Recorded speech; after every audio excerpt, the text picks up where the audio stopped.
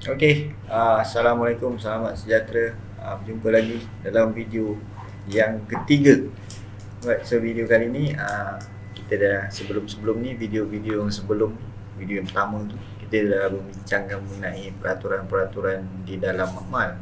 So yang video yang kedua tu kita dah bincang mengenai personal protective equipment ataupun peralatan pelindung diri. Saya ni kadang-kadang ada masalah bila terlalu sangat cakap Inggeris. Saya punya bahasa Melayu saya dah menjadi semakin teruk. So saya minta maaf lah kalau bahasa Melayu saya ni berterabur sikit. Okay, so kita tengoklah apa yang kita ada untuk topik video kali ni. So video kali ni kita akan membincangkan mengenai workshop hazard, ataupun senang kita cakap benda-benda yang berbahaya yang berada di dalam workshop. Ini dia bahasa Melayu dia, pegang. Okay, so kita punya learning objective ataupun objektif pembelajaran kita untuk kali ni adalah untuk mengenal pasti jenis-jenis bahan bahaya yang berada di dalam automotive workshop. Banyak sebenarnya, tapi saya tak boleh nak cover semua. Kalau saya cover semua, minggu depan pun tak habis. So saya rasa saya dah pendekkan dan saya hanya masukkan benda-benda yang saya rasa sentiasa berada di dalam workshop kereta.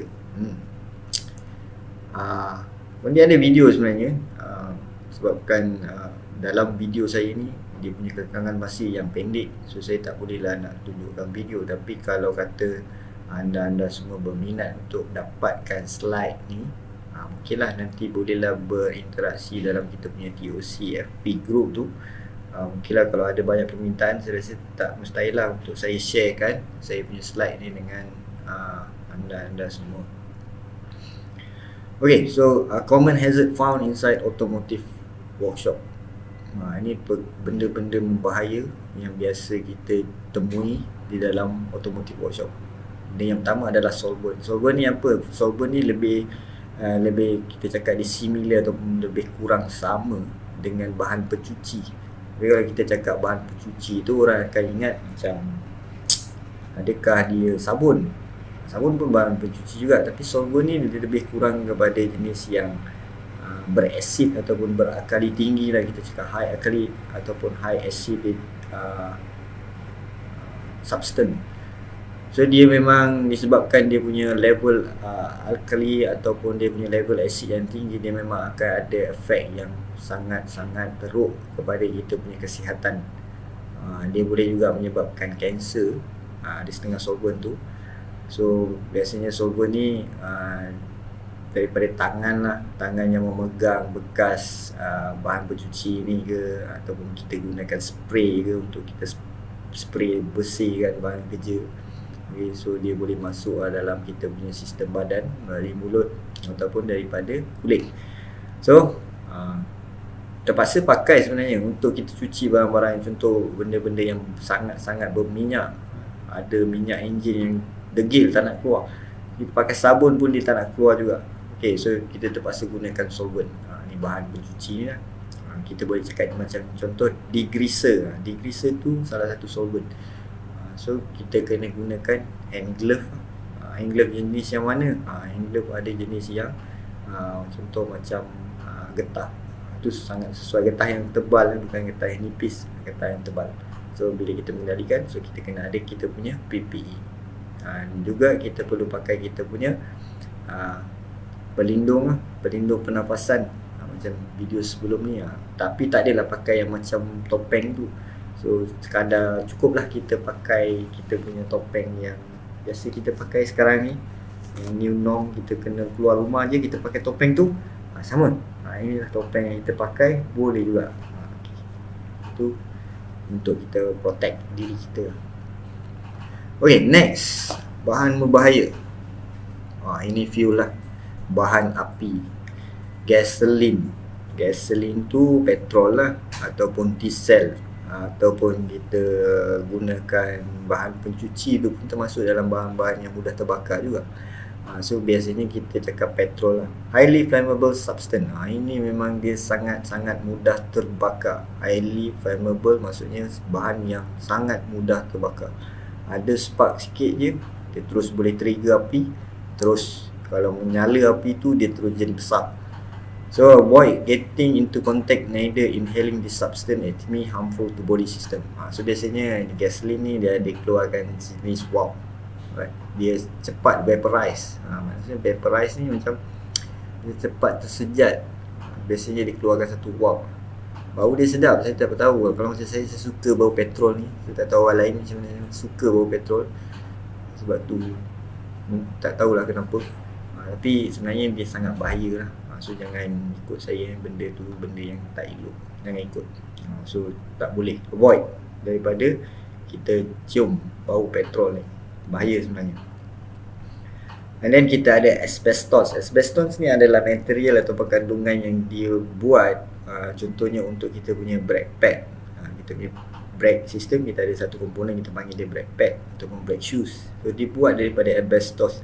Kalau kita nak relatekan asbestos ni macam contoh macam atap bumbung lah. Dulu-dulu orang buat gunakan asbestos. So asbestos ni sebenarnya dia sangat bahaya. Dia punya small particle bila dia dah jadi habuk tu, so dia sangat bahaya lah kalau kita terhidu masuk dalam paru-paru. So dia sangat bahaya. So kita tak recommend kalau kata untuk kita buat servicing brake system. Contohnya kita nak buang habuk-habuk tu, kita nak bersihkan, kita gunakan air pressure yang macam first punya video saya ada cakap yang air pressure tu. Kita tak dibenarkan untuk bersihkan badan kita, dan kita tak dibenarkan juga untuk kita bersihkan sistem brake gunakan angin tadi tu untuk bersihkan lah. Sebab kita takut kalau kita gunakan angin tu, dia akan habuk-habuk tu akan berterbangan lah. Orang lain pun akan sedut pula udara tu. So dia yang sebagusnya kita kena gunakan vacuum. So kita ada vacuum yang sesuai lah untuk kita bersihkan. Naik untuk kita sedut lah habuk-habuk yang ada asbestos particle ni, yang dah bercampur dengan asbestos ni.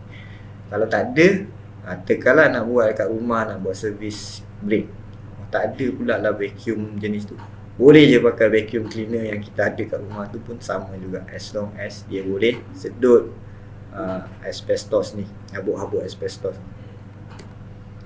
Okay, so spray paint, ini untuk yang workshop yang buat kerja-kerja painting lah. Walaupun workshop biasa kadang-kadang kita ada je benda ni, kita ada setengah-setengah tempat tu. Macam contoh kita check bateri terminal contohnya dah berkarat, so bagi kita dah gosok karat tu, dah hilangkan, dan kita boleh letak paint, kita biasanya guna spray paint.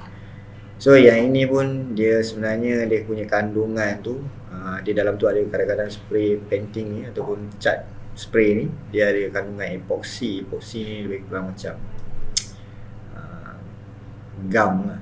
So dia ada chemical sebenarnya, ada bahan kimia, dan dia membahaya lah sekiranya kita expose terlalu lama.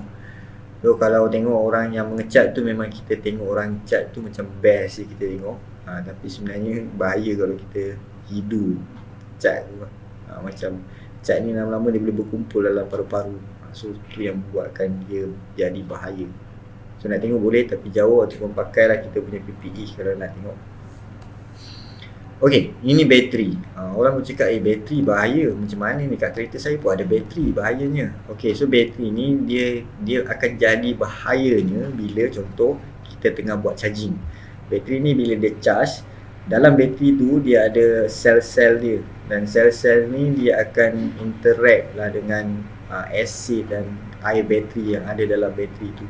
So bila dia dah interact, air tu mungkin dia akan boil, dia akan keluarkan satu warp. So warp ni yang berbahaya sebenarnya.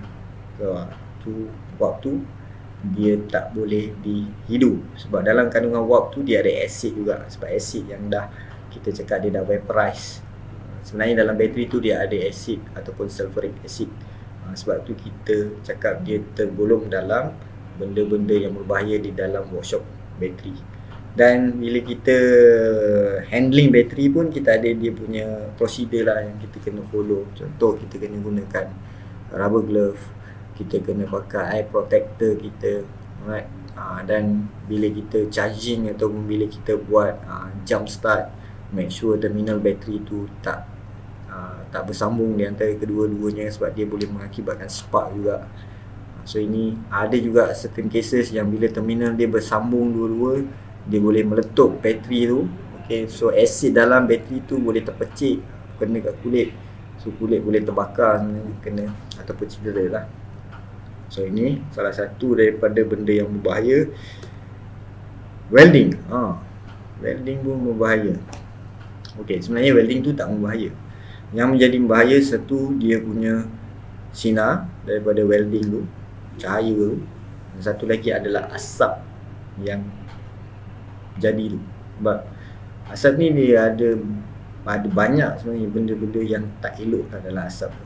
Right. So biasanya asap ni kalau kita tengok, kalau orang tu dia tak pakai mask, yang mengakibatkan mata dia jadi sakit sebenarnya bukan daripada cahaya tu sebenarnya, tapi asap tu pun jadi salah satu faktor. And then kita boleh nampak orang tu dia dapat sesama, boleh demam sebab asap ni dia tak berapa elok. So sebab tu dia akan cause impact motor skill and coordination, attack on nervous system.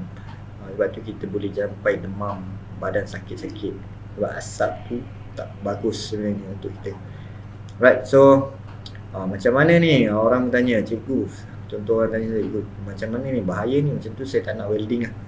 Okay, boleh welding tapi kita kena pakai full protection, pakai mask, pakai kita punya pelindung pernafasan, tak ada masalah untuk kita buat kerja-kerja welding, sebab kita tahu dia berbahaya dan kita mesti kena buat kerja tu. So kita kena ada pakailah kita punya PPE. Itu saja untuk video kali ni, tak banyak pun saya rasa. Banyak lagi benda-benda berbahaya, saya belum cerita pasal peralatan pula. Okay, semua peralatan. So kalau kita nak ikutkan apa saja kerja pun berbahaya sebenarnya.